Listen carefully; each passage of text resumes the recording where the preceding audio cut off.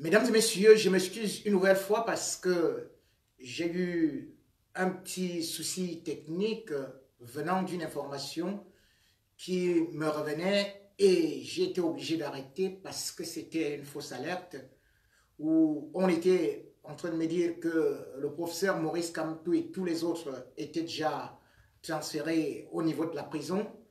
J'ai pris une petite minute pour essayer de vérifier et je me suis rendu compte qu'il n'en est pas encore question, sauf si peut-être mon informateur ou mes informateurs ont eu aussi à ne pas avoir la bonne information. Et tout de suite dans mon topo, je disais justement que voilà un homme politique qu'on est en train de garder depuis 8 jours. Voilà un responsable qui revendique encore sa victoire à l'élection présidentielle. Voilà un professeur de droit qui, connaissant la loi, n'a eu à piétiner aucune loi, mais qui se retrouve séquestré. Parce qu'en réalité, le professeur Maurice Kamto et tous ceux qui l'accompagnent, dont son staff, son directoire, avec Zongan, avec Ekoka, n'ont commis aucun délit. La preuve, ils n'ont pas été présentés devant un juge. Mais qu'est-ce qui coince? Parce qu'en même temps, on est en train de dire qu'on a arrêté le professeur Maurice Kamto pour trouble à l'ordre public, pour appel à la rébellion, pour insurrection, et même pour avoir saccagé les ambassades, particulièrement celle de Paris. Et j'ai réussi à entrer en contact avec ceux qui ont eu à l'interroger ou ceux qui ont assisté. Qu'est-ce qu'on reproche donc au professeur Maurice Kamto? Qu'est-ce qu'on reproche donc à tout ce monde? Eh bien, ils ont marché. S'il fallait le faire, on doit marcher. Et c'est d'ailleurs ce que l'un des grands hommes accompagnant Maurice Kamto dans cette mésaventure a dit. Alors là, seuls peut-être les handicapés n'iront jamais en prison au Cameroun, puisque tout le monde marche au Cameroun. Tout le monde marche, sauf les handicapés. Alors, on dit, il a manifesté. Je devrais quand même signaler que le droit de manifester existe bel et bien dans notre constitution et que la loi de 1990 dit bel et bien que les manifestations sont autorisées à tout Camerounais. Je dis bien la loi de 1990. À partir de cet instant, on me dit le sous-préfet n'a pas donné les autorisations. Donc, Maurice Kamto est hors la loi. Je me pose donc des questions. Au Cameroun, c'est le sous-préfet qui fait la loi. Ce n'est plus la loi fondamentale, c'est-à-dire la Constitution. Ce n'est plus la loi qui est là, comme je le dis bien, la loi de 1990 qui reconnaît les manifestations. Et vous allez me dire, si donc c'est le sous-préfet qui fait la loi au Cameroun, mais dans ce cas, le sous-préfet va nous juger nous tous, va nous envoyer en prison, va interdire des manifestations, ce qui signifie que soit c'est le sous-préfet qui est au-dessus de la loi, soit c'est la loi camerounaise qui ne sert totalement à rien, c'est une sorte de serpillère. Qu'on essaie donc de m'expliquer. Jusqu'à présent, lorsqu'on dit appel à insurrection,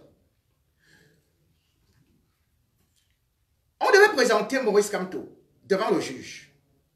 Parce que justement, c'est l'article 116 du code pénal qu'ils voulaient brandir et qu'ils veulent brandir. C'est-à-dire que cet article permet à condamner Maurice Kamto entre 10 et 20 ans de prison. Et dans l'interrogatoire qu'on a eu à faire, après avoir arrêté Maurice Kamto, toujours dans l'illégalité, on lui a demandé, on lui a posé des questions que qui le finançait au niveau de la diaspora. Les mêmes gens qui disent que la diaspora est une diaspora de sans-papiers disent maintenant que c'est la diaspora qui finance Maurice Kamto. Et ce sont les mêmes enquêteurs qui posent la question à Maurice Kamto et à ses collaborateurs que mais c'est vous qui avez donné les injonctions à la diaspora. Mais ça ne se comprend pas. C'est nous qui finançons Maurice Kamto. Et c'est Maurice Kamto qui nous donne des injonctions. Mais je n'ai jamais vu ça. Et on demande à Maurice Kamto de justifier que ce n'est pas lui qui a demandé qu'on saccage les ambassades ou qu'on marche à Paris. Paris, c'est plus de 5000 kilomètres de Yaoundé. Et Maurice Kamto n'est pas venu à Paris depuis très longtemps. Et il donne des instructions à Paris pour que la brigade anti-sardinat aille saccager les ambassades, pour qu'on marche au Cameroun, le même Maurice Kamto. Mais cependant, le gouvernement n'a aucune preuve, aucun élément. On dit, oui, c'est comme ça. Il faut prouver que vous n'avez pas donné ces ordres-là. Mais en matière de droit, c'est l'accusation qui produit les preuves et non la défense.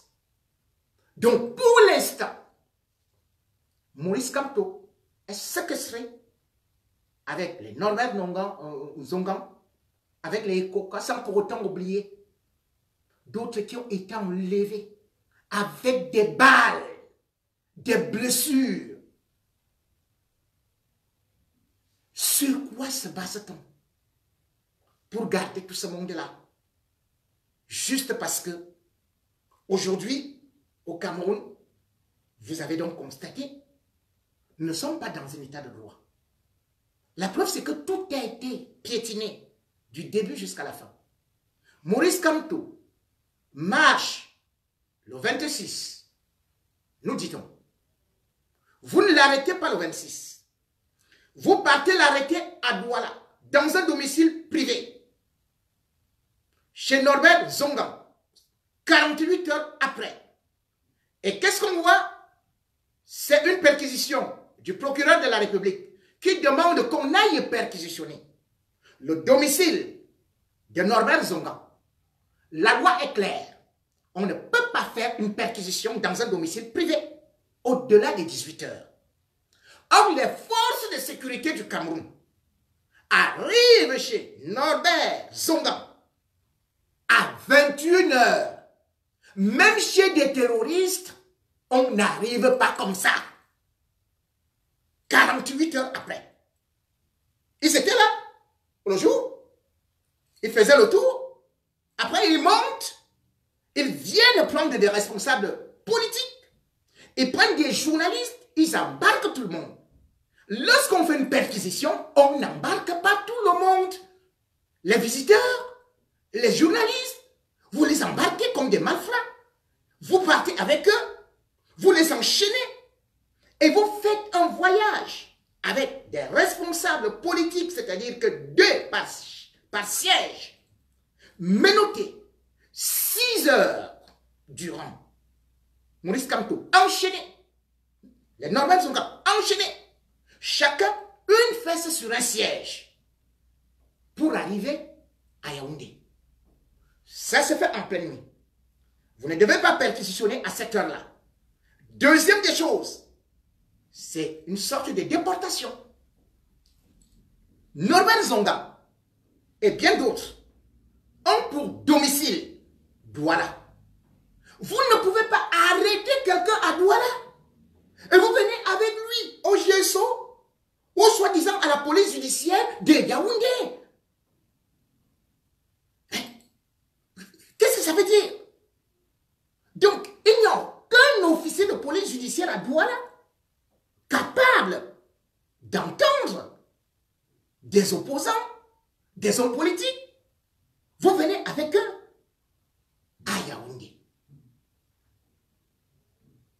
C'est ce que, lorsqu'on regarde toute cette manœuvre, on se rend compte que tout avait été bien organisé avant. L'arrestation de Maurice Kamto était programmée. Et tout ce qu'on est en train de raconter aujourd'hui, c'est des fallacieux prétextes. Pourquoi est-ce que c'était programmé? Vous vous rendez compte? Tout le monde savait qu'il y aura des marches au Cameroun et dans la diaspora. Tout le monde le savait, puisque d'ailleurs, le MRC avait déposé une demande, puisqu'au Cameroun, il faut toujours demander, même si la loi l'autorise, même si la Constitution le reconnaît. Mais il faut aller demander aux sous-préfets ou aux préfets, qui sont au-dessus de la loi et qui refont des lois. Donc, tout le monde savait que Maurice Kamto et le MRC vont marcher. La question qu'il faut se poser, c'est que, première des choses, dans la nuit de vendredi, il y avait les cars de la police et de la gendarmerie pour bloquer les deux entrées de Maurice Kamto. Expliquez-moi, comment Maurice Kamto a fait pour sortir de chez lui, pour se retrouver à Douala? Quand vous regardez maintenant l'itinéraire de Maurice Kamto, qui pourtant était à résidence presque surveillée, puisqu'on a mis la police, la gendarmerie pour empêcher Maurice Kamto de sortir. Maurice Kamto s'est retrouvé à Douala sans prendre un avion. Yaoundé-Douala, et il y a des contrôles. Aucun policier, aucun gendarme n'a pu arrêter Maurice Kamto.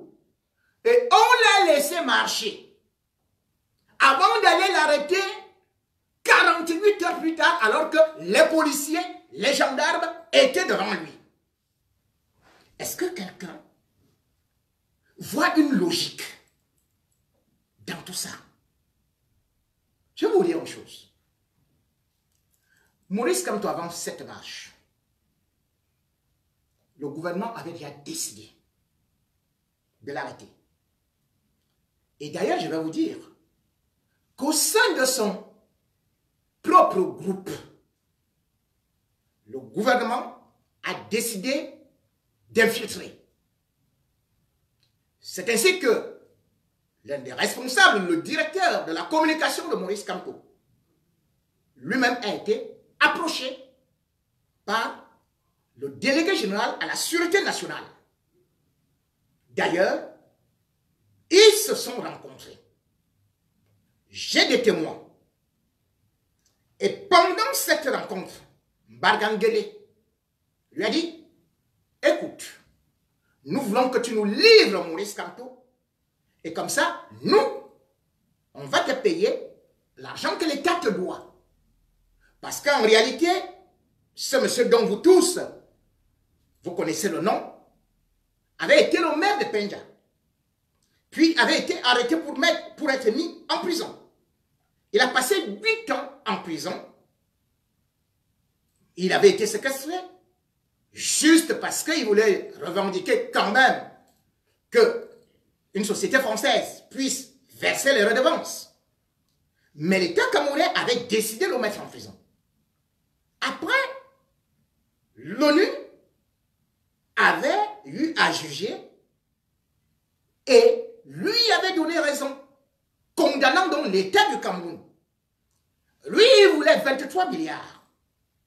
C'est ce qu'il revendiquait à l'État du Cameroun.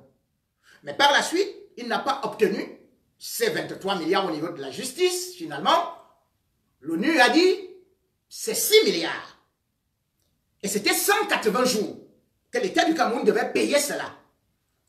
Maintenant qu'il s'est rapproché du professeur Maurice Kamto, on l'a appelé. Maurice Kamto n'était pas au courant. Mais moi, j'étais au courant, à travers mes réseaux.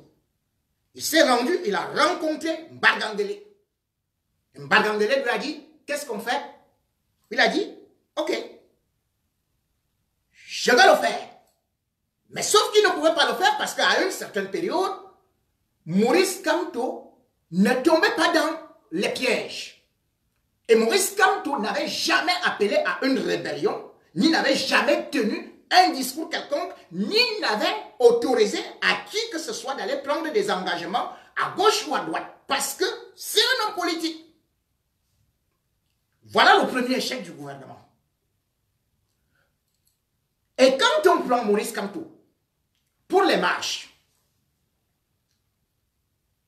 c'est un petit groupe de dirigeants du MRC qui connaissaient que Maurice Kamto allait marcher à Douala.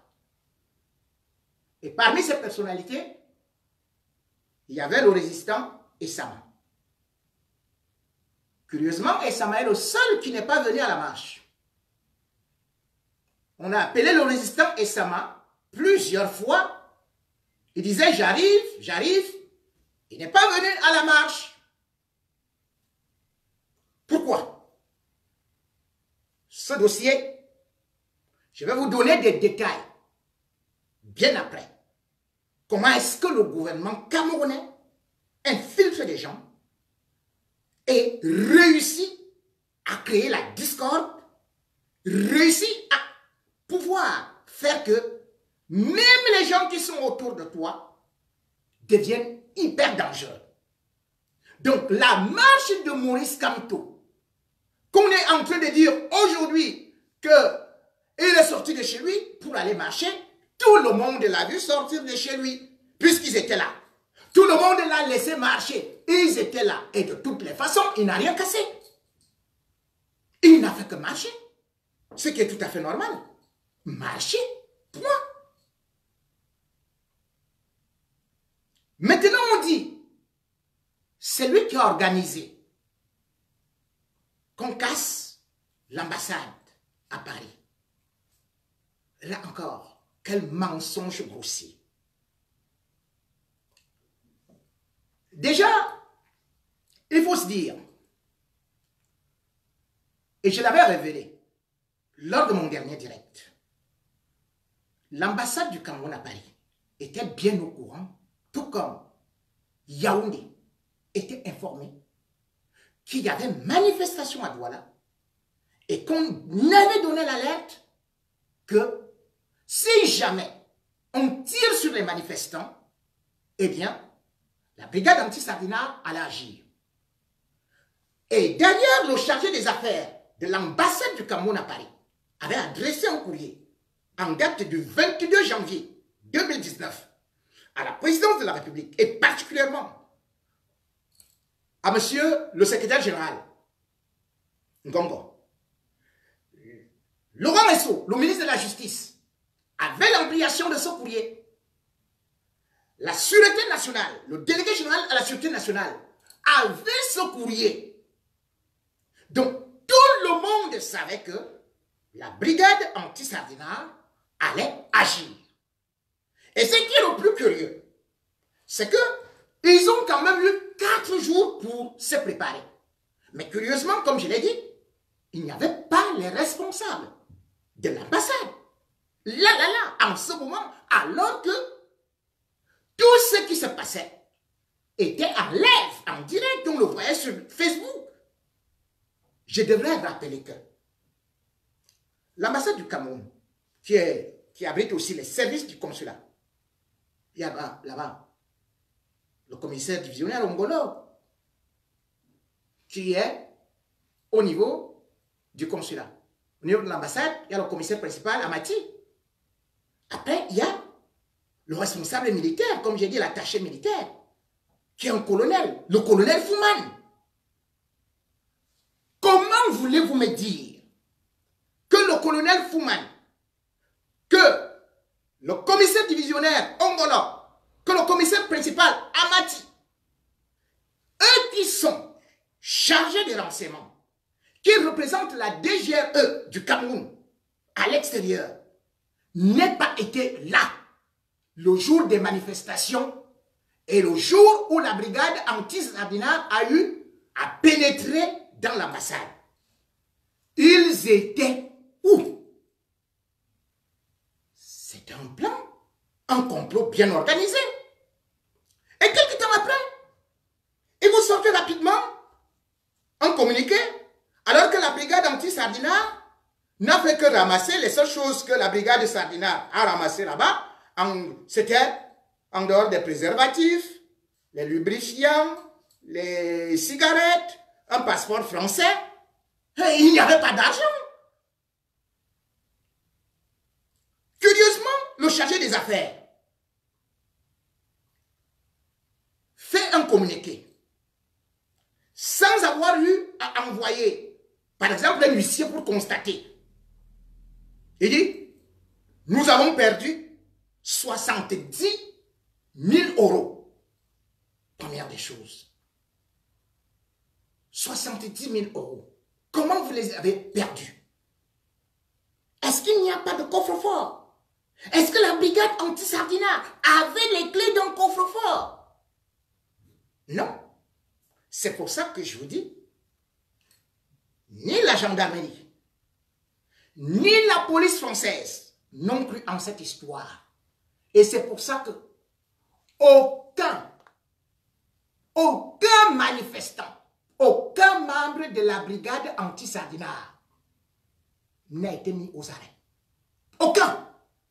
Parce que la police française a bel et bien rapidement découvert que c'était quelque chose qui ne tenait pas.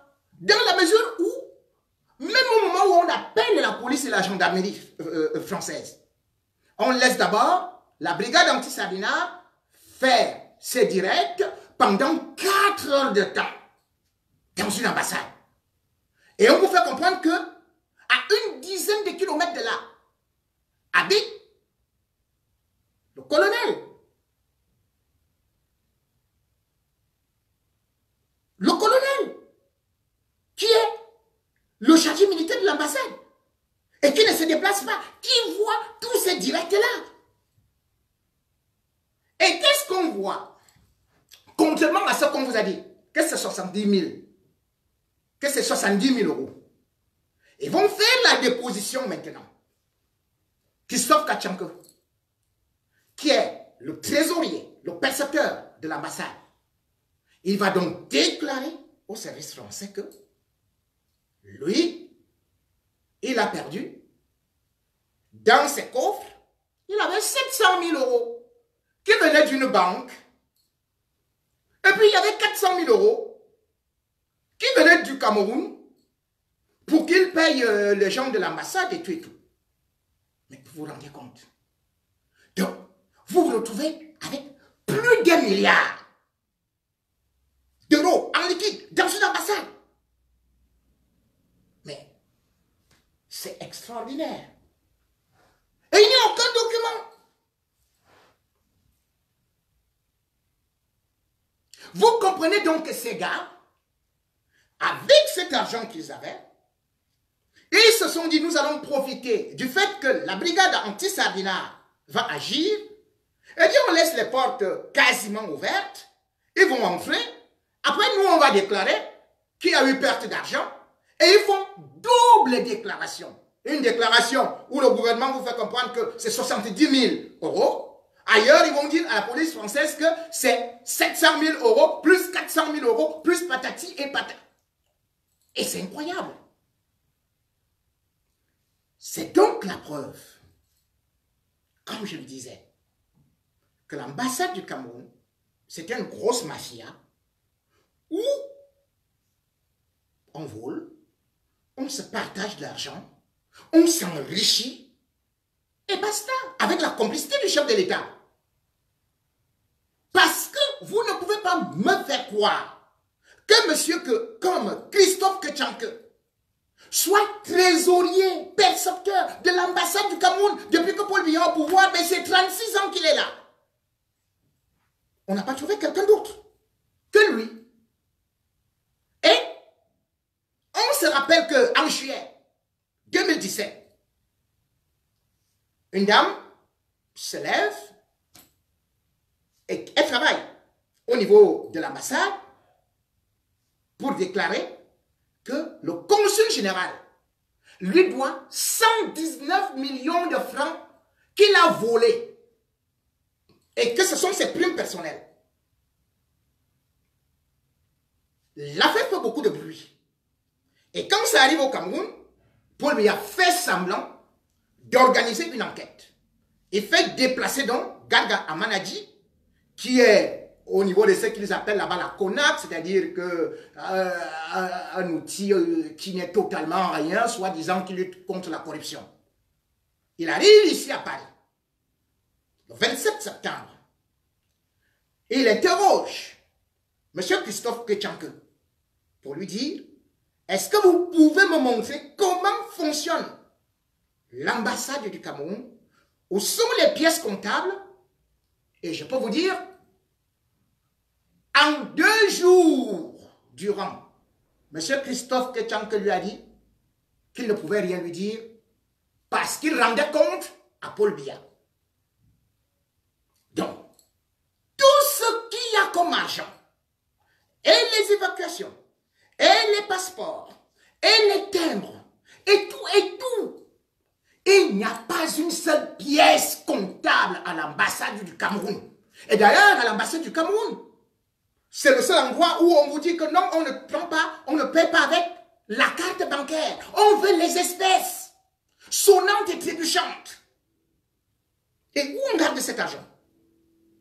Le seul compte de l'ambassade du Cameroun à Paris, c'est la Société Générale à Luc Lebert. Et qu'est-ce qu'on y verse? On y met 5 410 € par mois, c'est-à-dire que concernant l'eau, l'électricité, les assurances et machin. Mais cependant, le Cameroun a des biens immobiliers également ici, en France. Oui, parce que Haïti a acquis beaucoup de biens immobiliers pour le Cameroun. Où va cet argent? Et vous qui partez prendre les visas, qui demandez les passeports, qui payez tous les services, où va cet argent? Depuis le 29 septembre, parce que du 27 au 29 septembre, que Garga Amanadji était là, il n'y a eu aucun rapport. Et il est rentré. Parce que au niveau de l'ambassade du Cameroun, vous allez entendre que même la cafetière, ça appartient à tel du régime. Ça appartient à tel de la présidence. Ça appartient à tel. Donc c'est leur vache à lait. Et maintenant, ils disent que c'est Maurice Kamto qui a envoyé la brigade anti-Sardinat aller casser une ambassade. Mais qu'est-ce qu'il y gagnait? Alors que c'est eux qui ont pris de l'argent. Donc Maurice Kamto va fabriquer un truc qui ne rapporte pas. Il n'y a même pas un coup de fil. Puisqu'au moins ici, il y a ce qu'on appelle souvent les écoutes téléphoniques. Ils n'ont pas pu produire ça. Ils n'ont pas pu produire une seule relation avec la brigade anti-Sardinat. Et au-delà de ça, est-ce qu'on peut être responsable des gens indépendants, autonomes comme moi, qui marchent, qui peuvent manifester leur colère, et on attribue ça à un autre adulte qui est dans un autre continent, au Cameroun. Et on jongle. On dit, non, en réalité, c'est les Bamileke qui sont en train de faire toutes ces choses-là. La brigade anti-Sardinat, c'est pour des Bamileke. C'est eux qui ont tout organisé. Oubliant qu'Onkolo était bel et bien là, à l'ambassade du Cameroun, à Paris, qu'elle était à Berlin. Et pourtant, elle est la belle-fille de Paul Biya. Elle est boulou de la même famille que Paul Biya. Pourquoi est-ce qu'on ne cite pas les boulous? Pourquoi est-ce qu'on ne cite pas d'autres tribus? Pourquoi est-ce qu'on veut toujours mettre de la lumière négative sur une seule tribu?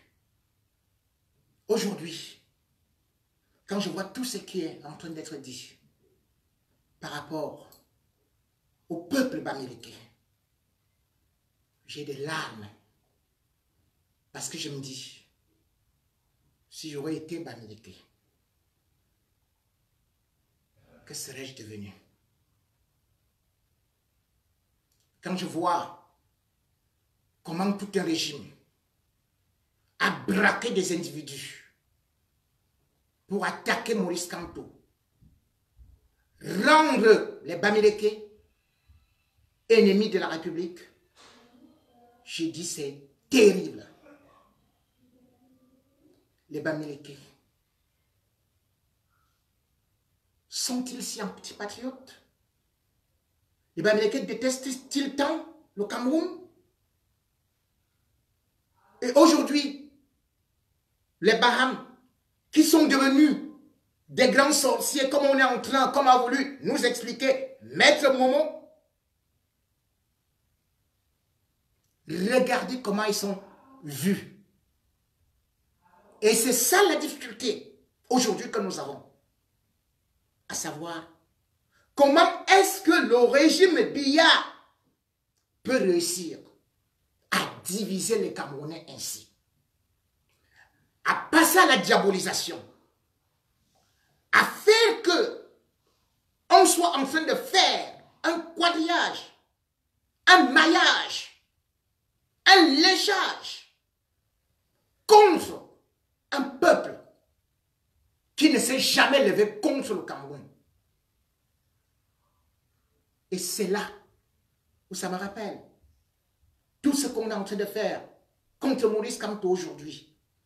Lui qui a eu à plaider pour le Cameroun, lui qui a été ministre de la République et qui a bien servi, lui qui a défendu l'État du Cameroun, qu'est-ce qu'il a fait?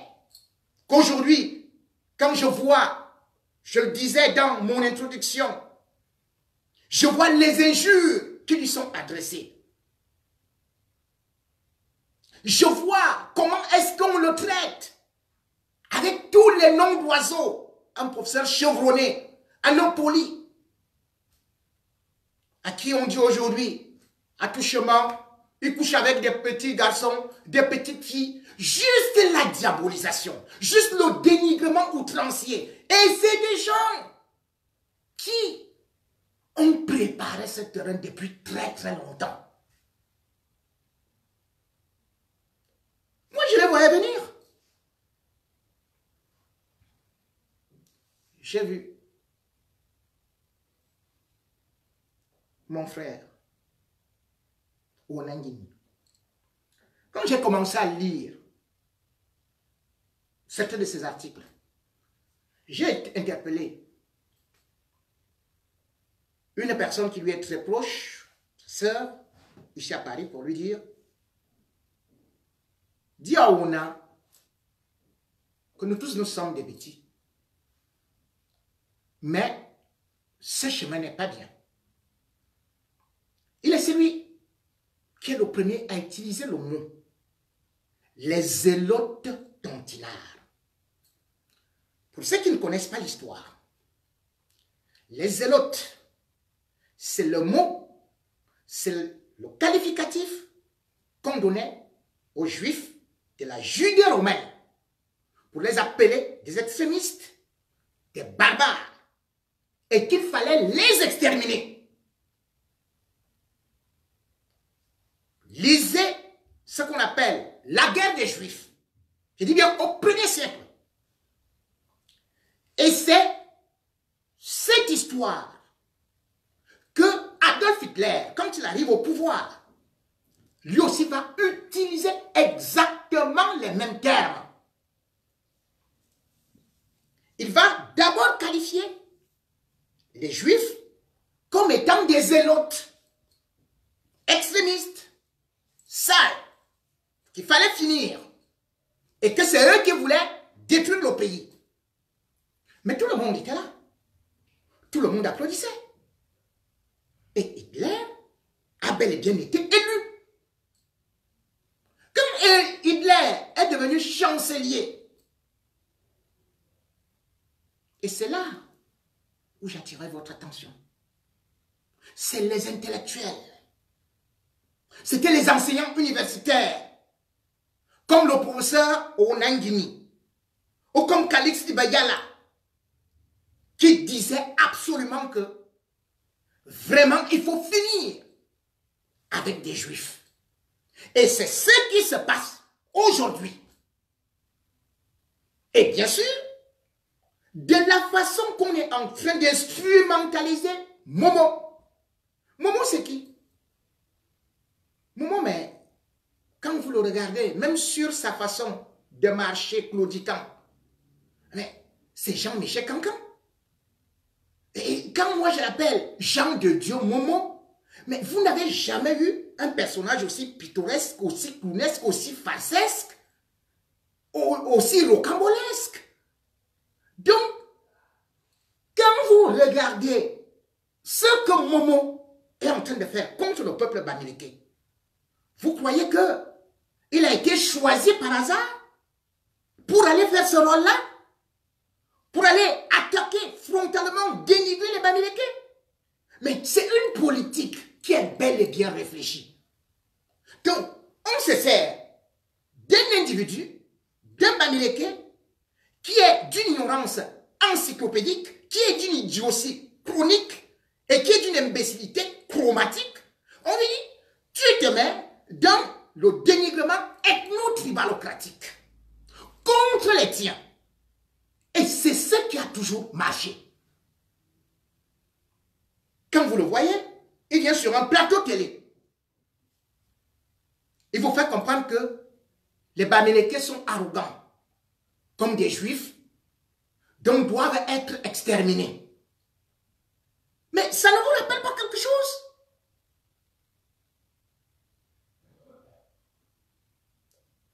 C'est grave.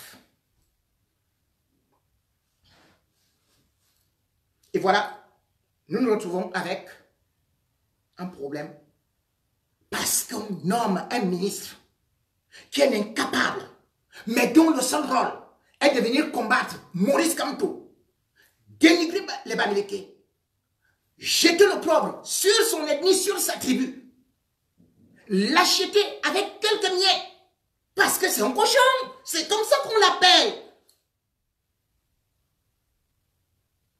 Et qui vient aujourd'hui nous créer dans de sérieux problèmes diplomatiques. Aujourd'hui, l'ambassade du Cameroun, le gouvernement camerounais se complaît à dire, voilà, il y a un ministre qui est parti intervenir, on ne le cite même plus nommément.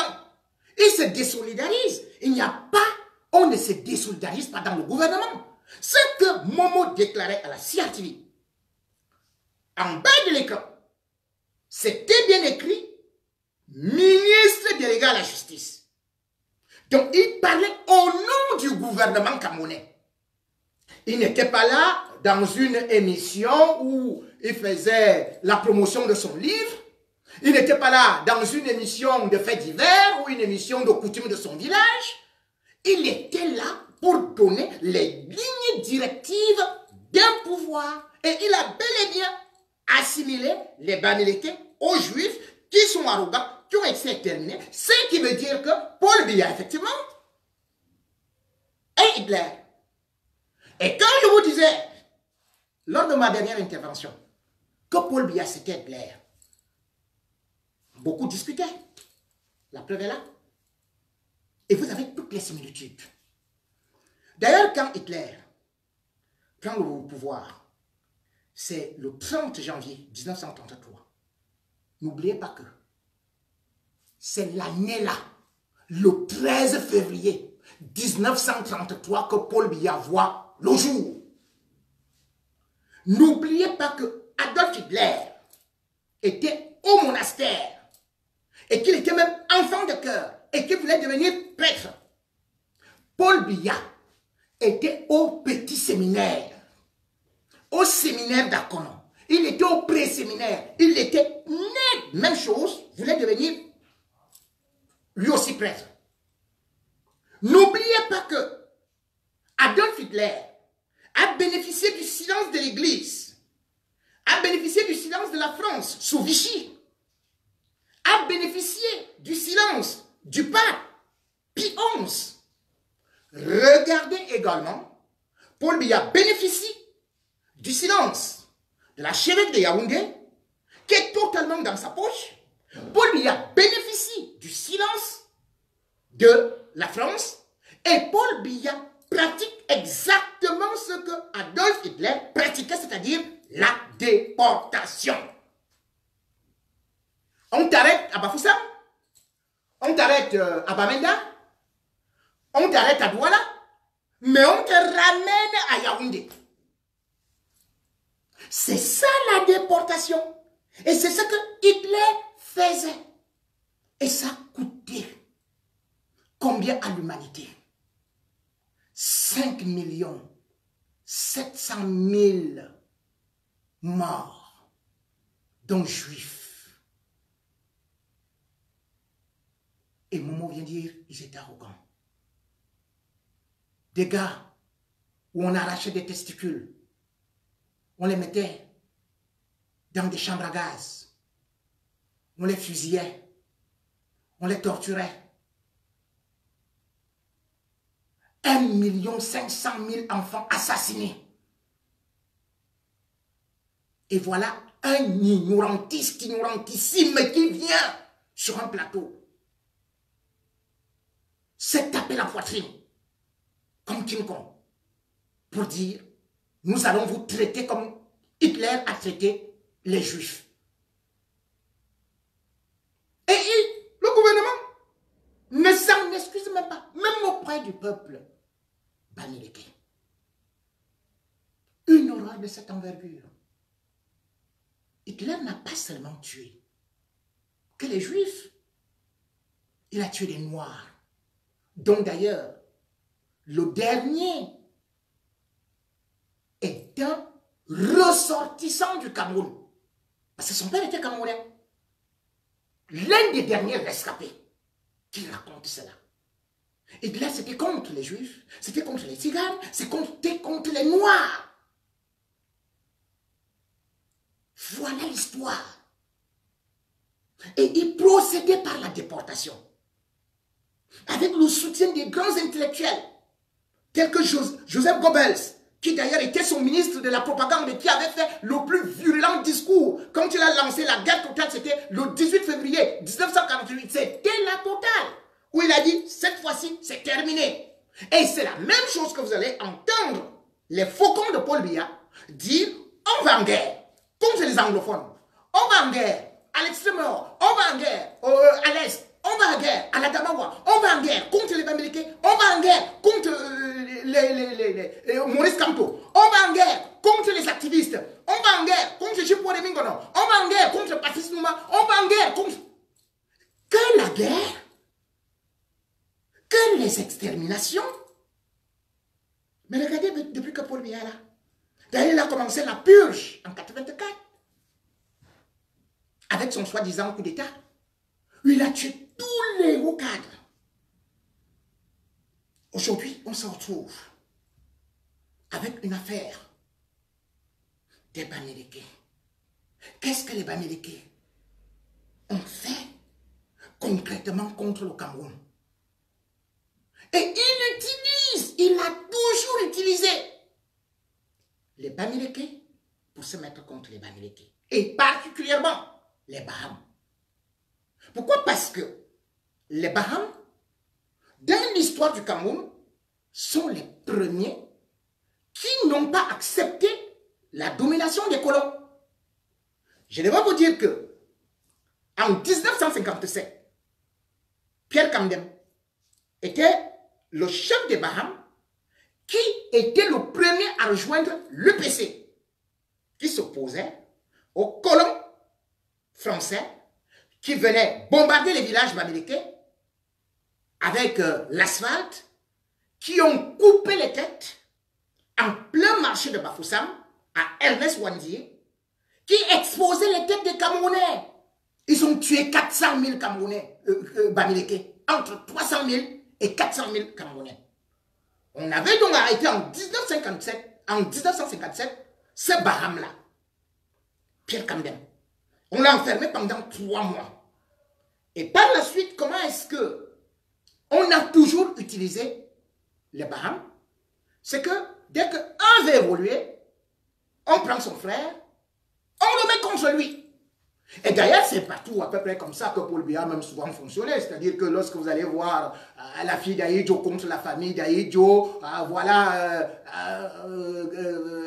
un Bamoun contre un Bamoun, un Douala contre un Douala et tout. Mais chez les Baham, qu'aujourd'hui qu'on trouve comme les diables, on oublie que c'est de la même façon que Paul Biya avait utilisé Augustin Kontchoukoumeni, qui avait une touffe de cheveux comme un calao, qui disait, n'est-ce pas, vous voyez, ah oui, j'ai remords. Donc, mais ce Zozo avait été nommé ministre de l'Information et de la Culture entre 90 et 92. Et pourquoi? Parce que c'était les années chaudes où le SDF avait fait une percée à l'ouest. Et comme bien sûr, les Baham, et d'ailleurs, les Bamileke sont beaucoup proches des anglophones, il y a au moins 10 communautés ou 10 villages hein, dans le nord-ouest hein, qui sont uniquement pour des Bamileke. D'ailleurs, je vais revenir sur ces origines-là. Donc, on a désigné Augustin Kontchoukoumeni pour aller non seulement éliminer les Bamileke qui étaient là-bas, mais aussi tuer le SDF. Il était Baham. Il est resté là. Après, lorsqu'il a réussi sa première mission, on a fait de lui ministre d'État. Il dénigrait les Bamileke, il dénigrait le SDF, il dénigrait tous ses frères qui étaient devenus anglophones, que lui-même qualifiait d'anglofous. Kontchoukoumeni, il qualifiait les anglophones d'anglofous. Après, il a commencé à les appeler les Bamenda. Il était Baham pour rendre service à Biya. Après, Biya a fait de lui ministre d'État. Il est resté jusqu'en 2001. Quand Biya a vu qu'il n'était plus utile pour lui, il a balancé. C'est de la même façon qu'il vient avec Momo. Il sait très bien qu'aujourd'hui, la personnalité des Baham s'appelle bel et bien Maurice Kamto. Bon, Maurice Kamto démissionne le 1er décembre 2011, après avoir été ministre délégué auprès du ministre de la Justice. Qu'est-ce que Paul Biya fait? Paul Biya nomme ce crétin-là, que vous voyez là, Jean de Diable Momo. Et il le nomme exactement au même poste. Et on l'envoie. Jean de Dieu Momo a reçu de la présidence de la République les injonctions d'aller à Actualité Hebdo.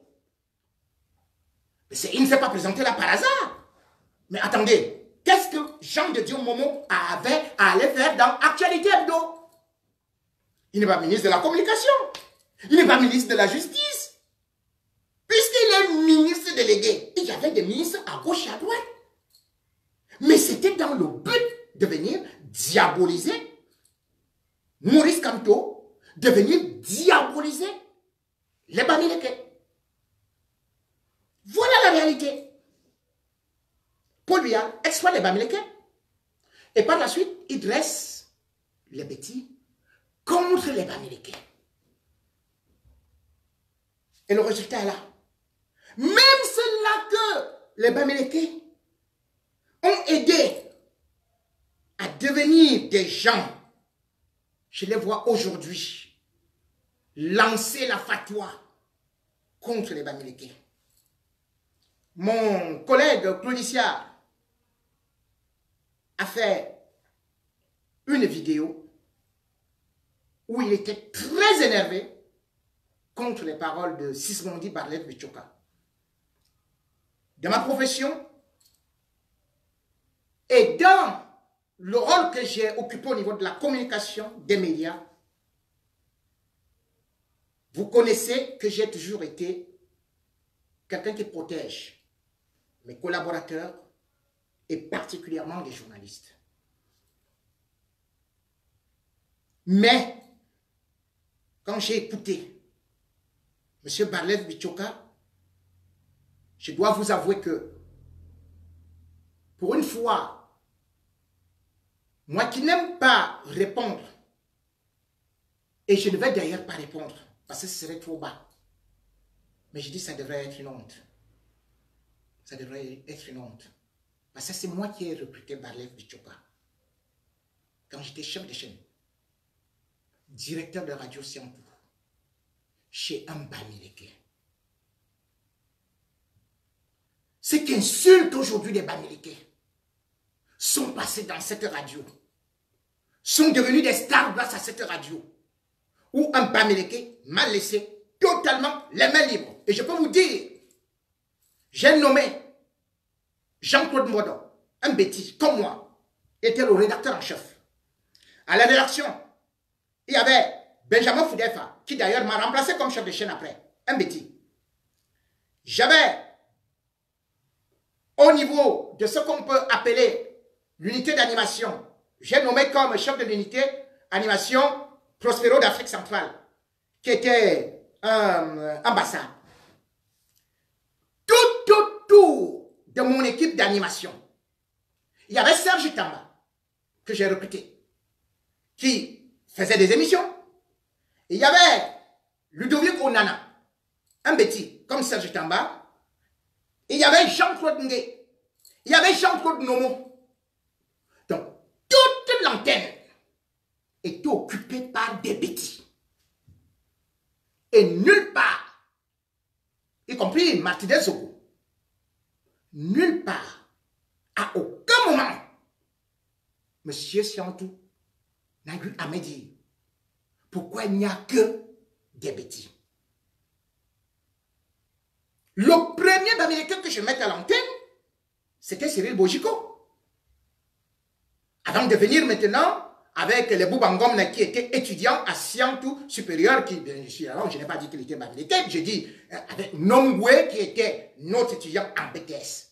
Donc, si aujourd'hui, monsieur Sismondi Barlev Bichoka dirige une radio, verse son fiel sur des Bamileke ou sur la diaspora, c'est grâce à qui? Quand il est venu devant moi, il ne m'a pas donné un dossier qu'il avait tel ou tel diplôme, qu'il était sorti de telle ou telle grande école, ou comme ceci et cela. Non! Je me suis dit, ok, je vais regarder. Et c'est comme ça que je recrutais. Parce que ce Bamileke, M. Wampou Siantou le sien, qui est le père de tous ces journalistes et animateurs, parce que je suis leur père, donc il est même le grand-père. Il n'y avait rien à voir avec ce tribalisme rampant que j'entends aujourd'hui, que je vois aujourd'hui. Et quand je vois certains de ces animateurs ou journalistes se dresser contre une tribu, je dirais, c'est pas possible. C'est pas ça mes valeurs. Jean-Claude Matoké, paix à son âme. Et tout le reste, qui sont partis diriger des radios, qui sont des chefs dans beaucoup de médias. Ils sont passés par Radio Siantou où j'étais directeur. Et le boss, le patron, le propriétaire était un Bamileke. Monsieur Wampou Siantou. Vous vous rappelez? Vous vous souvenez d'où vous venez? Vous crachez sur la main qui vous a donné à manger? Est-ce ça le travail des journalistes? Est-ce ça le travail des intellectuels? Est-ce ça ce que moi j'ai cédé, que j'ai donné, que j'ai essayé d'apporter?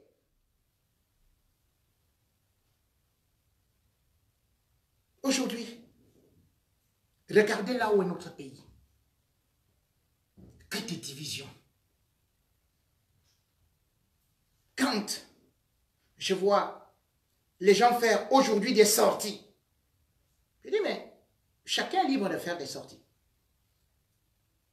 Sauf que sachez que les nazis ont été jugés en 1945. ceux qui parlent aujourd'hui de l'extermination, ou Moumou, qui parlent de ses frères Bamileke. Mais les Allemands n'ont pas seulement tué que les nazis ou que les juifs. Hein. Vous qui ne connaissez pas l'histoire, sachez que ces Allemands-là, le 8 août 2014, à Bolova, au sud du Cameroun, c'est là où ils ont exécuté Martin Paul Samba, Mbiti. C'est là où ils ont tué Douala Mangabel. Aujourd'hui, vous dites que les Bamileke sont devenus encombrants, envahisseurs. Ils veulent le pouvoir. Ils sont des déstabilisateurs. Chacun doit rentrer chez lui. Parce que Yaoundé, c'est pour les bêtis. Personne d'autre ne doit être à Yaoundé que les Bamileke rentrent chez eux parce qu'ils sont envahisseurs. Ils ne sont pas vos frères. Mais parce que vous ignorez l'histoire. D'abord, Yaoundé n'était pas la capitale du Cameroun. Il faut le savoir. Comment vous y êtes arrivé? La première capitale du Cameroun, c'était Douala, en 1885. La deuxième capitale du Cameroun devient Buea, en 1901. Yaoundé ne devient capitale du Cameroun qu'en 1909. Si les autres premiers dirigeants étaient comme ça, mais attendez, si on faisait des villes tournantes, mais Bafoussam pourrait aussi devenir aujourd'hui capitale du Cameroun ou Garoua. Il n'est écrit nulle part que ce n'est que Yaoundé qui doit être la capitale politique, que ce n'est que les Bétis qui doivent maintenant diriger, que le Cameroun appartient aux Bétis parce qu'ils sont les premiers occupants. On n'est pas les premiers occupants et on n'est même pas des ennemis des Bamileke, puisque nous tous, nous venons de la Haute-Égypte et que les Bamileke sont arrivés au Cameroun avant nous les Bétis. Oui, les Bamileke étaient les premiers à fuir l'Égypte, qu'on appelait à la fois, à l'époque, Kemet, d'autres c'était, voilà. Après la chute de la Nubie, donc, il y avait des invasions, et il y avait des musulmans, des arabes, qui étaient des pillards, qui, quand ils ont commencé à lancer des attaques, c'est là où les Bamileke quittent la Haute-Égypte au 9e siècle. Entre le 9e et le 10e siècle, ils vont contourner par l'Éthiopie avant d'arriver vers le Cameroun. Les Bamileke sont les descendants d'Égyptiens. Ils sont arrivés avant les Bétis au Cameroun. C'est l'histoire qui le dit. Simplement. Allez-y parce que d'autres sont encore allés plus loin, tel que le pasteur Ketchoua qui a dit que les Bamileke venaient même d'abord du peuple d'Israël parce qu'il s'est basé sur les paroles bibliques, c'est-à-dire que Jérémie 44, et que c'est à partir de là qu'il a trouvé que les Bamileke sont entrés en Égypte et effectivement, ils ont eu à quitter l'Égypte pour maintenant aller jusqu'à ce qu'ils vont justement arriver au Cameroun. Le Cameroun ne s'appelait pas Cameroun. N'oubliez même pas que le nom Cameroun, c'est les Allemands qui ont dessiné la carte du Cameroun dernièrement.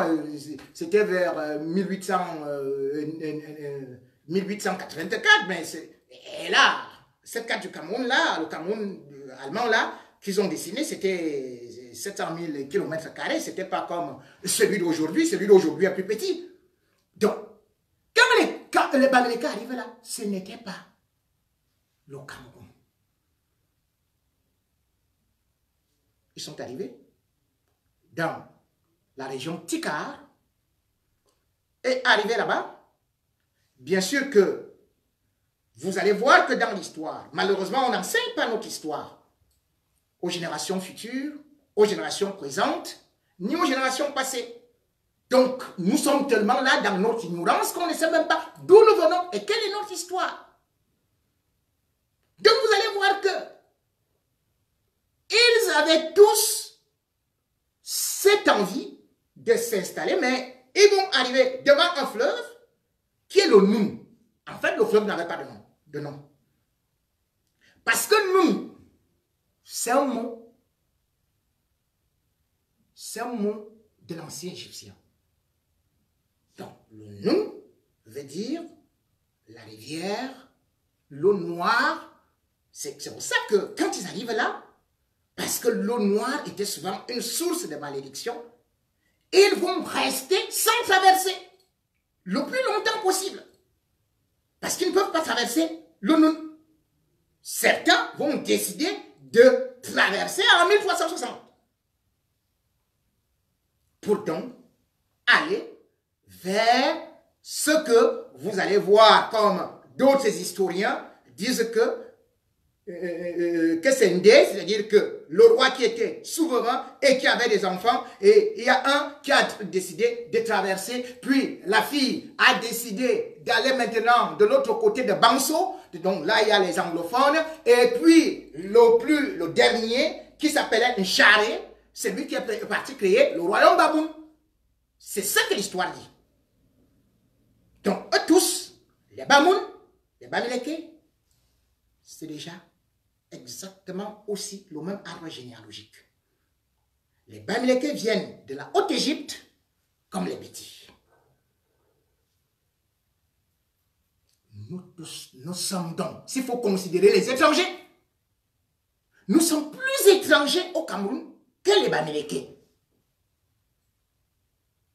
Puisque quand les Bamileke vont donc s'installer, parce que d'ailleurs, c'est pour ça que vous voyez, ils ont encore cette culture totalement égyptienne, c'est-à-dire que les chefferies sont de façon pyramidale, ils ont les divinités qui ressemblent aux divinités égyptiennes, et même les langues bamileke ressemblent aux langues égyptiennes ou encore à l'ancien hébreu. Parce que la langue des Égyptiens de l'époque, c'était le Modou, Teker. C'est comme ça que les Égyptiens appelaient leur langue. La langue des Bamileke, les Bamileke, eux tous avaient une seule langue, qui était le Mondou Mba. Parce que Mondou Teker voulait dire langue sacrée. Et quand vous voyez Mondou Mba, c'est ça qui devient le Mondou Mba. Le Mondou Mba. C'est pour ça que c'est la première langue commune des Bamileke. Et vous allez voir qu'ils ont conservé cette façon de bâtir, de construire, dont les Bamileke ne sont pas des envahisseurs. Ils ont conservé cette tradition égyptienne, les Égyptiens qui ont construit les pyramides. C'est pour ça que les Bamileke construisent. Ce n'est pas la sorcellerie, ce n'est pas la magie, ce n'est pas le famla. C'est qu'ils ont gardé cette culture. Ils sont restés plus proches des Égyptiens, de leurs ancêtres de l'Égypte antique, que nous les Bétis. C'est pour ça qu'ils ont conservé certaines chefferies que nous on a perdues. C'est-à-dire qu'après la mort de Charles Atanga, vous n'avez pas eu d'autres grands chefs. Parce que bon, vous allez me parler des Mabazi, les consorts et Mao, c'était pas des chefs ça. Rien. Même les Fouda André qui était délégué du gouvernement à Yaoundé, rien. Donc, ils ont conservé ça. Avec que le Cameroun sur le plan économique peut évoluer. Parce que si tu es un pauvre à côté de toi, si ton frère est pauvre, la pauvreté est multipliée par 2. Mais si ton frère est riche, mais on lui porte son sac, ou au moins accepte qu'il puisse sur le plan économique permettre le progrès. Les Américains n'ont pas fait regresser l'économie du Cameroun, bien au contraire. Ils sont des grands hommes d'affaires. Ils ont aidé le parti au pouvoir. Ils ont aidé le Cameroun à lutter contre les colons. Ils ont apporté une certaine paix et ils continuent à apporter au régime en place. Comment peut-on dire aujourd'hui que c'est les Bamileke qui sont devenus les ethnofascistes? Alors que, en même temps, vous dites que c'est Paul Biya qui est Hitler, c'est lui qui déporte les gens, c'est lui qui fait ceci, c'est lui qui fait cela. Tout ce qu'on est en train de faire contre Maurice Kamto, c'est juste comme je vous le dis, en 1957, on a arrêté le plus grand leader Baham, c'est tout. Les colons français. Parce que c'est quelqu'un qu'on a dit qui pouvait créer le soulèvement. Et c'est de la même façon qu'on est en train d'arrêter Maurice Kamto pour l'étouffer. Comme on a tué les milliers, des centaines de milliers de Bamileke. Et quand Jean de Dieu Momo vient vous parler du génocide, mais le génocide Bamileke existe depuis. Peut-être seulement que Paul Biya, après avoir fini avec le génocide, enfin il est en train de le continuer, le génocide anglophone, il est maintenant dans la programmation du génocide Bamileke. C'est une suite en non-stop. Tout ce que vous entendez là, ça profite à qui? Ça profite au régime. Derrière la guerre, ils se font des affaires, ils accusent des autres, ils disent ceci, on déporte des gens. C'est de la même façon que ça a été avec les anglophones. Les gens croient que la guerre anglophone aujourd'hui, ça existe seulement aujourd'hui. Non. Qu'est-ce que Biya avait fait quand il voulait qu'on déteste les anglophones? Il a commencé, en 90, il a commencé à monter celui qui était le délégué du gouvernement, qu'on appelait d'abord Foudandré. Foudandré, il est mort, donc après c'est Emma Basile qui est venu. C'est Emma Basile qui a dit en 90 que jamais il n'y aura de multipartisme et jamais un anglophone ou un Bamileke ne montera au pouvoir à Yaoundé. En 90. Et c'est cette politique qui continue aujourd'hui. Toute personne qui a des ambitions politiques devient l'ennemi public. On dresse les bêtises contre lui. On crée Essinga. On crée tout.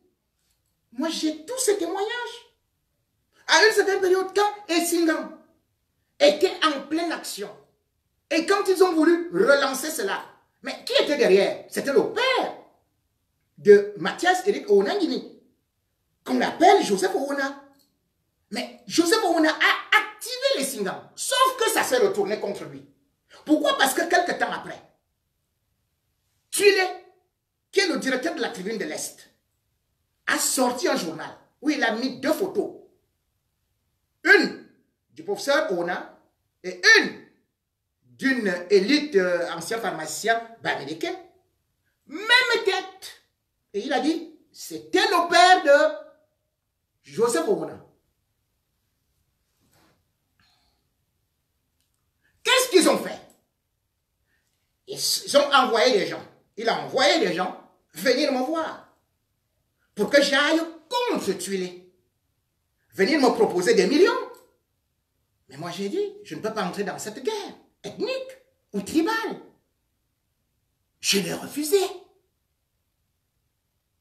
Et je peux vous dire, si j'ai eu beaucoup de difficultés avec le régime, certes, c'est parce que je dénonçais les détournements des deniers publics, l'homosexualité rampante qui était dans le palais présidentiel et que tous les membres du gouvernement étaient en train de pratiquer, et les buveurs de sang et tout, mais surtout, parce qu'à une certaine période, j'ai commencé à m'attaquer à des détournements. Ils se sont dit, c'est pas possible. Eh bien, ils m'ont invité pour me dire, bon, Jipo Remingono, tu es un bêtis.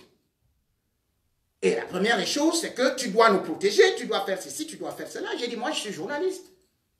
Si j'ai des dossiers, si vous avez des dossiers contre des Bamileke, vous me les donnez. Moi, je fais mes enquêtes et puis je vois comment est-ce que je traite le dossier.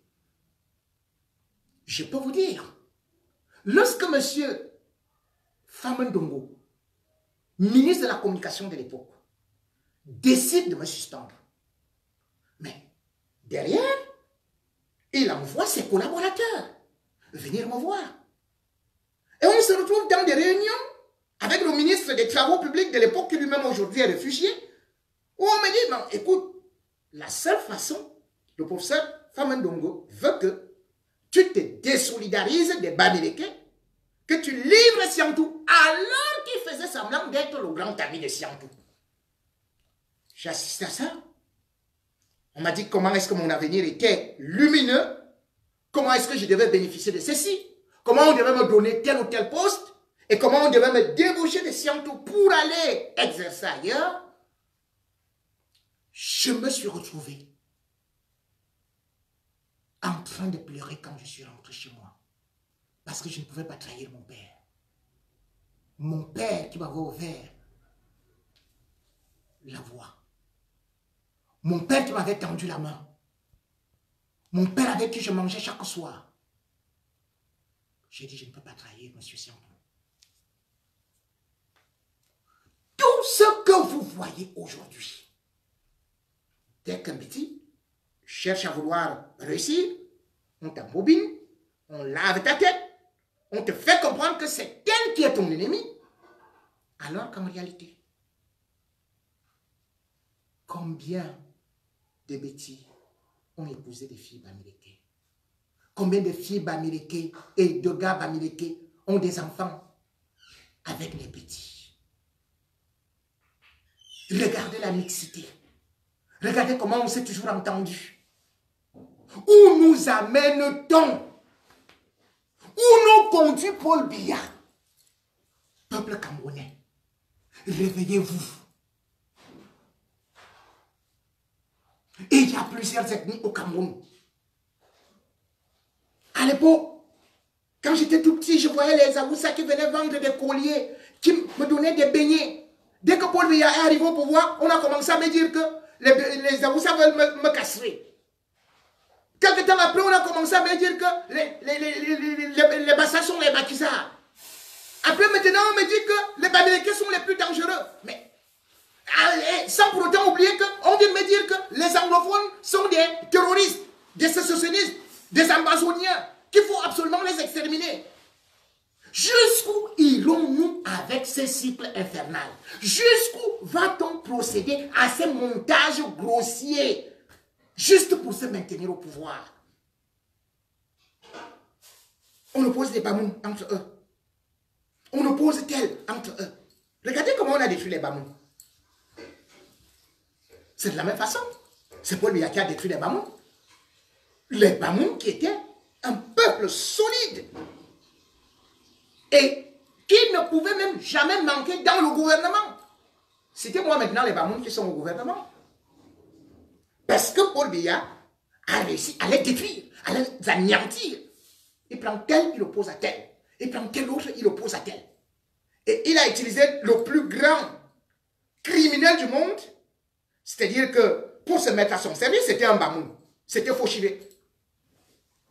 Fauchivé était de la police secrète d'Aïdjo. De 1962 à 1900, voilà, presque 82, quand Biya arrive. Mais quand Biya arrive, Biya se débarrasse d'abord des gens d'Aïdjo. Il envoie Fauchivé au Sénat. Mais par la suite, lorsqu'il se rend compte que il a déjà commencé à tuer en 1984, c'est là où il dit, mais il me faut des grands tueurs dans le gouvernement. Et c'est de là qu'il refait appel à Fauchivé. Fauchivé devient donc à la fois et directeur du Sénat, et directeur de tous les renseignements, de la police secrète, et directeur même jusqu'à ce qu'il va devenir directeur général à la Sûreté nationale, délégué national à la Sûreté nationale.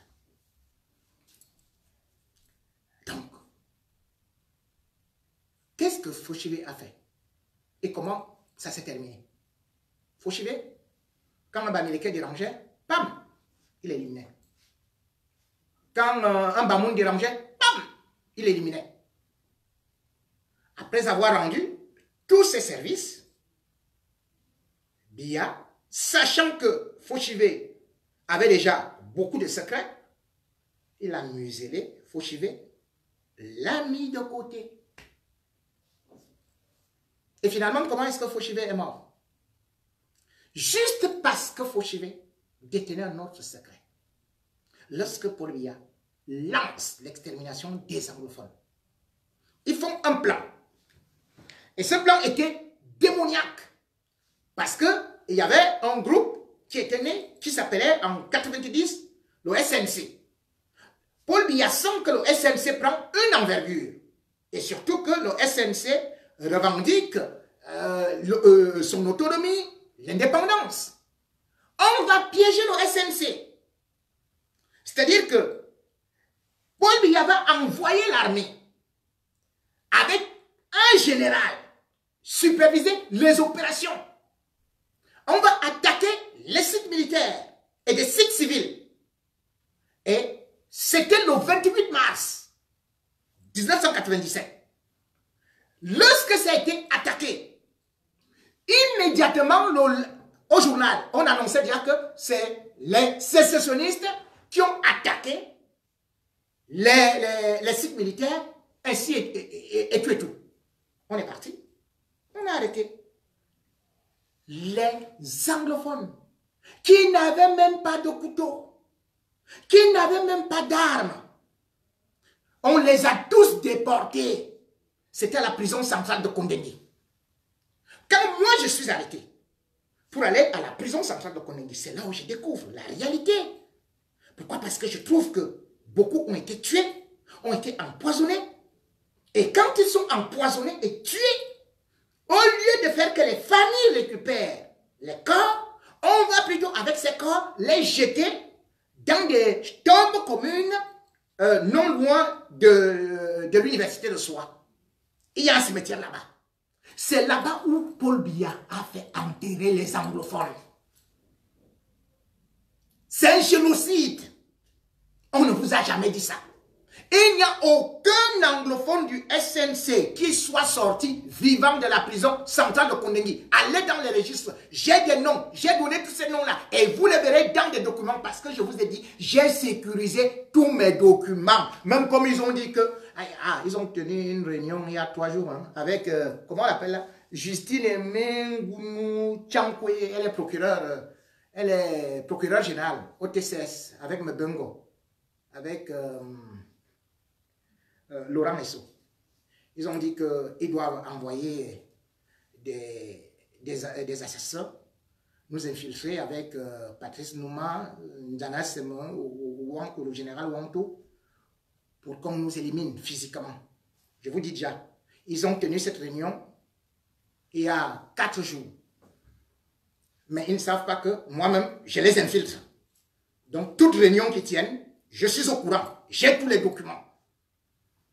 Donc, pour revenir, parce que ça c'est une parenthèse, pour vous montrer comment fonctionne leur police secrète. Quand on veut piéger quelqu'un, eux-mêmes ils envoient leur armée aller détruire des cibles. Exactement, c'est ce qu'ils continuent à faire. Et comme ça, ils déclarent la guerre. Ils prennent des gens, ils mettent en prison, ou on profite pour vous abattre dans des bosquets, on vous brûle en versant du carburant. Voilà ce que le régime Biya n'avait que faire. Et Fauchivé était l'exécutant. Il connaissait toutes ces choses-là. Or, lorsqu'ils finissent de faire ça, Fauchivé, ils se rendent compte que Fauchivé avait des documents qui montraient qui était dans l'opération. Parce que l'opération qu'il menait avait été déjà programmée en 1996. Or, on enlève Fauchivé juste avant que cette opération ne soit finalisée.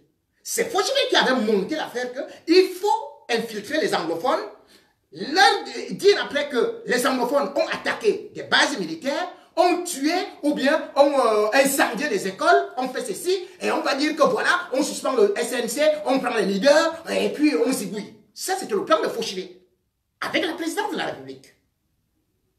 Mais lorsqu'ils se rendent donc compte qu'ils ont exécuté le plan sans Fauchivé, on envoie donc Renaud Ona. Le plan se passe le 28 mars 1997. Ils exécutent ça. Et après, on convoque Fauchivé dans le domicile de René Oona. Il était conseiller spécial de Paul Biya. Homme droit, on l'appelait Barbe dure. C'est donc René Oona qui convoque Fauchivé. Fauchivé arrive dans la soirée. Il était à peu près 20h15. Il arrive chez Renaud Ona. Personne ne sait ce qu'ils se sont dit. Toujours est-il que lorsque Fauchivé sort de là, il s'écroule. Il va mourir. On dit qu'il est mort de crise cardiaque à l'hôpital. Fauchivé, le directeur des renseignements du Cameroun, l'homme fort du régime Biya, du Sénère, des secrets. Voilà comment lui-même il a été tué. Et même René Oona, qui n'a fait qu'une seule déclaration parce qu'il ne faisait jamais d'interview. C'est là il va dire que non, Fauchivé est sorti bien vivant, mais sauf que lui-même il est mort en octobre 2004. Un régime assassin, un régime génocidaire. Il faut terminer toute personne qui dérange. Camerounaise, Camerounais. Maurice Kamto n'a jamais ordonné à la brigade anti-Sardina d'aller dans une ambassade. Il n'est même pas venu en France parce qu'il savait que s'il va en France, on va dire, il est venu prendre des renforts, des armes en France. C'est pour ça qu'il est resté au Cameroun. Tout intelligent qu'il est. Il n'a jamais appelé à ce que les gens prennent les armes.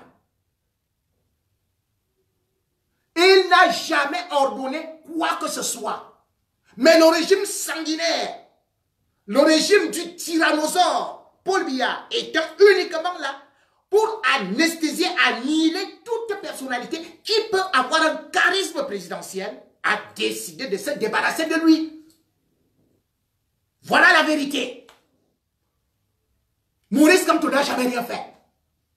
Il profite pour voler, il profite pour installer les siens, et il profite d'utiliser la politique d'Hitler. Je vous ai dit, c'est Paul Hitler Biya. Vous voyez, tout est à la façon de... D'ailleurs, son livre de chevet, c'est celui de Hitler et celui de Machiavel. Puisque ces seules citations qu'il a eu à utiliser, c'était celle de Hitler et celle de Niccolò Machiavelli. Puisque vous vous souvenez de sa déclaration quand il disait, oui, comme le disait un intellectuel, on fait la guerre quand on veut, on la termine quand on peut. Mais, et il disait c'est un grand intellectuel. Mais cette citation est de Niccolò Machiavelli, c'est-à-dire Nicolas Machiavel, en 1503. Et c'est ça que Paul Biya utilise. Lui-même, il sait qu'une guerre ne finit pas. Une guerre de sécession ne finit pas. Mais comme il est satanique, plus le sang des Camerounais va couler, plus il va durer au pouvoir. Qu'est-ce qui gênait à Paul Biya d'organiser un dialogue entre Camerounais? Mais nous sommes Camerounais. En quoi ça profite à Paul Biya que les Bamileke soient en guerre contre les Bétis? Que les Bamounes soient contre les anglophones? Que les Douanas soient contre les Bassa? Que les nordistes soient comme... Mais ce n'est pas possible. Mais notre pays est un pays pacifique. C'est un pays d'amour. C'est un pays de convivialité. C'est un pays d'amitié, de fraternité. C'est un pays pacifié. C'est un pays de diversité. C'est un pays de mixité. C'est un pays multipolarisé.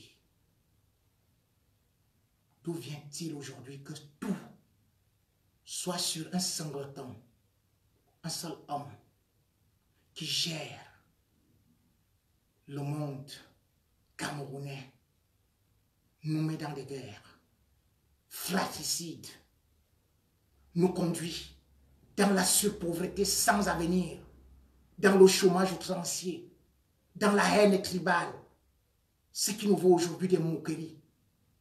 Pas une seule autoroute construite, pas un seul hôpital de référence, pas de travail, que des guerres. Notre ennemi n'est pas le Bamileke. Le Bamileke est mon frère.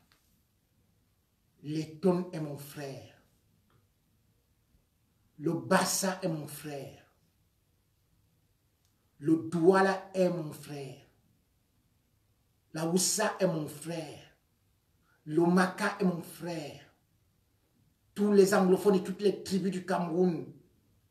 Et même au-delà de l'Afrique, parce que comme disait quelqu'un, les frontières ne sont que les cicatrices de la colonisation. Nous sommes des frères. L'Afrique est le berceau de l'humanité. Les frères ne peuvent pas continuer à se faire des guerres. Nous n'avons qu'une seule guerre. Chasser notre ennemi commun, qui est Paul Biya. Si on vous dit qu'il faut attendre à la maison sans marcher, si on vous dit d'attendre que la liberté va arriver, parce qu'il faut la paix, il faut préserver ceci et cela, alors qu'il n'y a rien à préserver. Si on vous dit qu'il ne faut écouter qu'un seul homme qui est Dieu et attendre les décisions du préfet et sous-préfet, si on vous dit qu'il ne faut accepter que la soumission à une seule tribu, à de seuls individus, à une nomenclatura de gérontocratie, d'eptocrates et de kleptocrates, n'acceptez pas qu'on vous arrête vous tous. À l'époque, Victor Hugo disait, ouvrez une école, vous fermerez une prison. Au Cameroun, il n'y a pas d'école, on n'ouvre que les prisons. On met tout le monde en prison. Eh bien, mieux vaut la liberté en enfer que l'esclavage aux cieux, disait un grand intellectuel. Camerounais, Camerounaises, continuons la résistance. Camerounais, Camerounaises, chassons Paul Biya avec tous ses membres voleurs. Sa tribu, c'est la tribu des voleurs. Notre tribu, c'est la tribu camerounaise. Quand les Français marchent, ils ne disent pas je suis Marseillais, je suis Méditerranéen, je suis Parisien, je suis ceci. Ou les gilets jaunes disent nous sommes Français, disons nous sommes Camerounais. Nous ne sommes pas Bamileke d'un côté, contre Woussa de l'autre, contre les bêtis de l'autre côté. Non! Nous devons nous battre contre l'oppresseur. Notre oppresseur, c'est le grand voleur, le tueur, l'agresseur Paul Biya. Et nous ne devons pas croiser les bras pour attendre qu'on meure comme des moutons, comme des cabris, qu'on va mettre sur la braise. Non, battons-nous. Patrice Lumumba a été clair, tout comme Thomas Sankara. Mais Lumumba, bien qu'étant jeune, avait accepté de se sacrifier. Envoyez tous vos espions nous chercher. Même pas peur. Mais on verra, c'est vous qui allez tomber.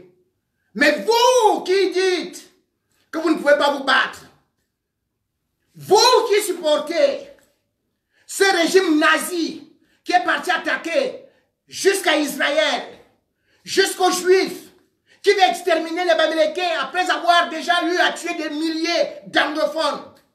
Vous qui supportez ce régime qui est uniquement là pour créer la zizanie entre Camerounais, vous allez entrer dans l'histoire et vous allez vous suicider. Comme Joseph Goebbels, comme Adolf Hitler.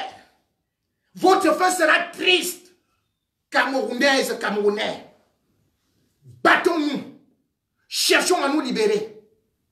Je parlais tout de suite de Patrice Lumumba qui disait, si vous ne vous battez pas, vous n'obtiendrez rien, ni aujourd'hui, ni à jamais. Merci.